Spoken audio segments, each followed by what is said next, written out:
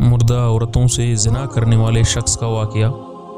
امام زہری رحمۃ اللہ علیہ ناقل ہے کہ حضرت عمر رضی اللہ تعالیٰ عنہ روتے ہوئے حضور نبی کریم صلی اللہ علیہ وسلم کی خدمت میں حاضر ہوئے۔ آپ نے وجہ پوچھی تو عرض کیا کہ یا رسول اللہ صلی اللہ علیہ وسلم، دروازے پر ایک نوجوان رو رہا ہے جس نے میرا دل جلا دیا ہے۔ فرمایا عمر، اسے اندر لے آؤ۔ وہ نوجوان روتا ہوا آپ صلی اللہ علیہ وسلم کی خدمت میں حاضر ہوا۔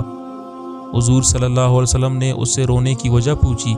کہنے لگا، یا رسول اللہ صلی اللہ علیہ وسلم، میرے گناہوں کا ڈیر مجھے رلا رہا ہے اور مجھے جبار سے ڈر آتا ہے، وہ مجھ پر غضبناک ہوگا۔